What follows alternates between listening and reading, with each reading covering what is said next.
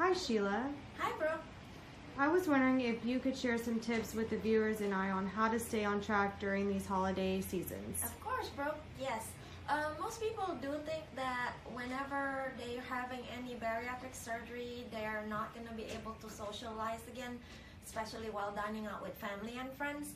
But I do have some tips for all of you so that you can still enjoy that part of your life. Okay?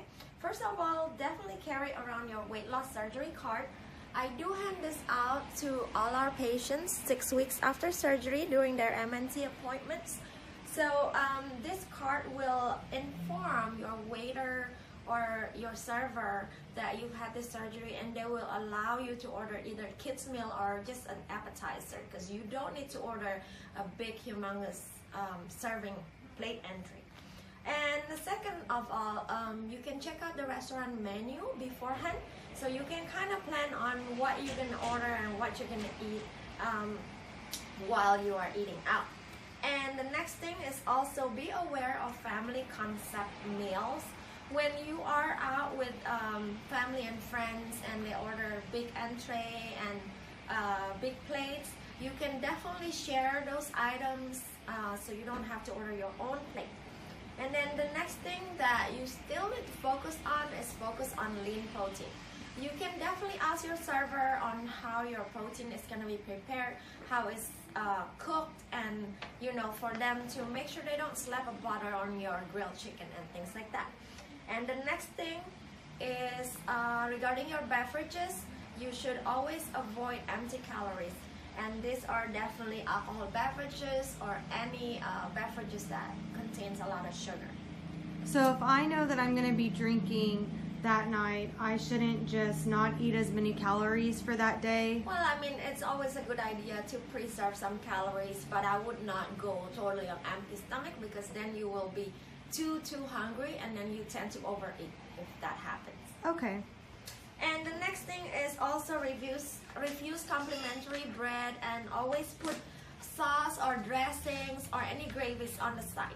And that will always minimize your calorie intake, because you can control on how much you're going to get of those items instead of the restaurant just pouring it on your plate. And the next tip is also to-go meals. Do not be embarrassed to ask for a to-go box before you even start eating. That way somebody else could have had your leftover instead of you having to eat your own leftover for 3 meals in a row.